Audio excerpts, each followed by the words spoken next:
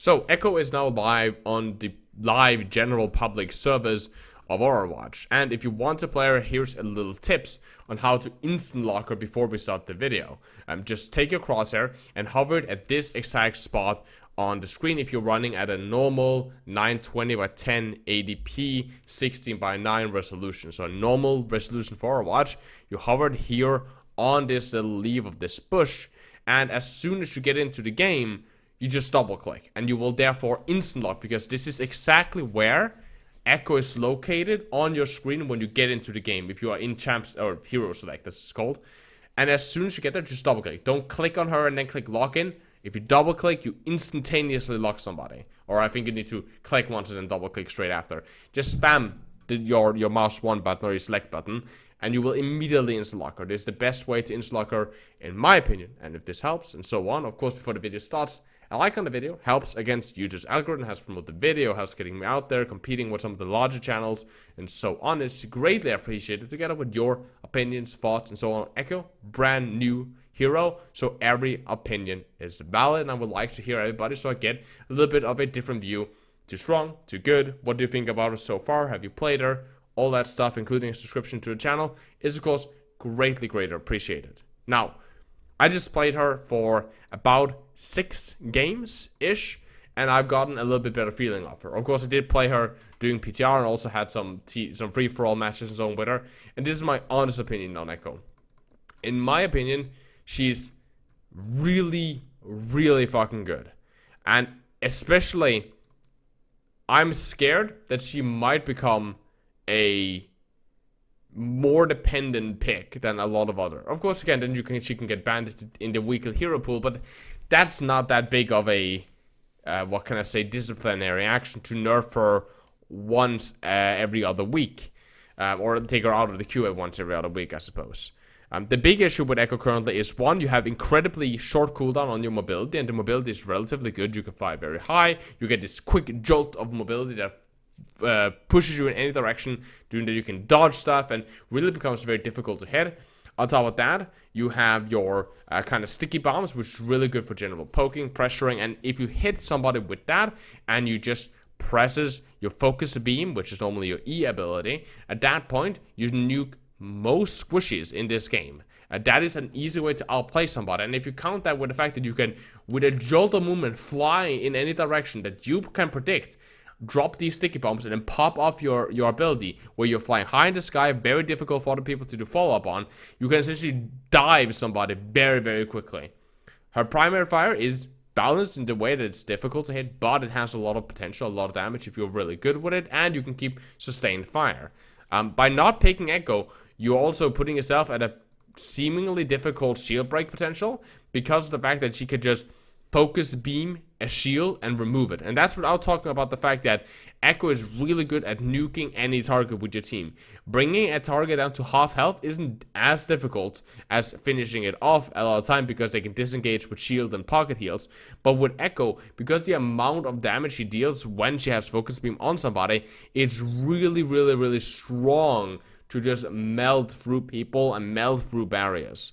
I personally found out that playing Echo is really strong. You can do a lot of pressure on the main group, and if you don't want that, you can off angle really quickly, and then you can disengage those off angles, and you can nuke people, and you can break shield, and you can break half HP healers, and the kit just really extends something that's so powerful with impact. She does require skill, and that's great, but especially I think that a way to potentially nerf her would potentially be to remove or increase the cooldown on some of her boosters, because right now I think the mobility that she's bringing to the table might be borderline a bit broken, because she has high gun control and she can dive and chase targets, and then she can disengage bad positions, and she's just so movable with so much damage. She feels like a pre-patch Doomfist almost. The fact that she can just engage, be really destructible, and then move away. And she can help focus down on a target and just burst it really quickly, and then she can just move away. And it's just like this it's so difficult to punish her.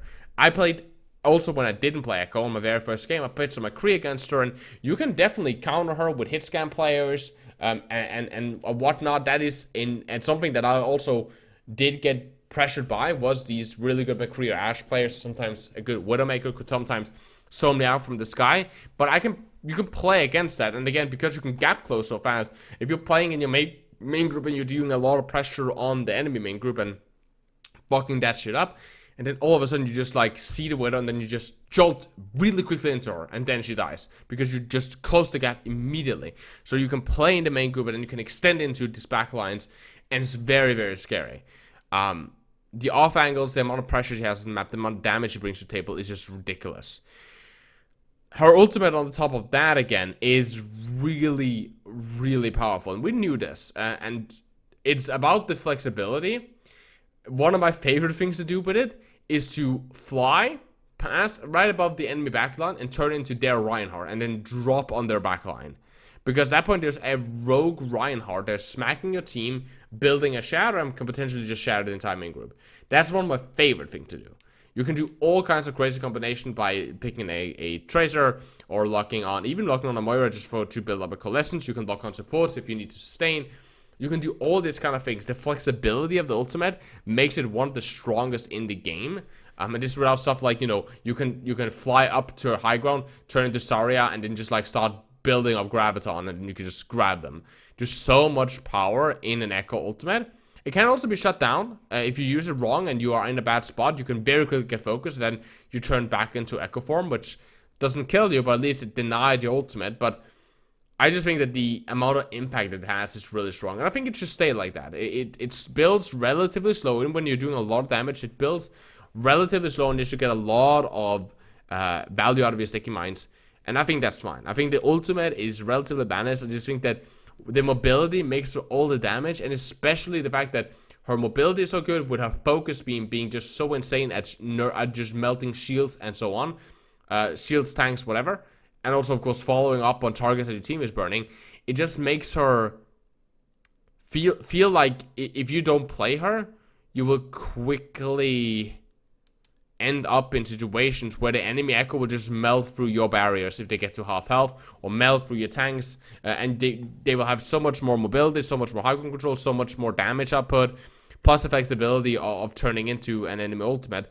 I just feel that playing Echo seems to be one of the better choices right now in the game, and almost feels like free elo if you have the mechanic and the game sense, the general aim to play her so you can get effectiveness out of her primary fires.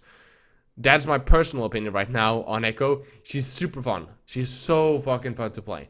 But I think that she might be a little bit overtuned. This is of course something that we need to see when it comes to rank. And speaking about rank, if you want to rank up, improve, and get better at the game, look at that transition to an ad. You can hire me as a private coach. It's 50 euros for a 2-hour session. Hit me up on the Discord server, which is linked down below, with a general awesome community that you should join anyway, including my Twitter and my Twitch. Follow on those platforms. I always appreciate it. Same with a like, comment, subscribe. That kind of stuff really helps just grow the channel, build it forward, help in the algorithm, and it's so much appreciated, guys. Now, thank you so much. Please take care, stay positive, stay inside, and wash your hands.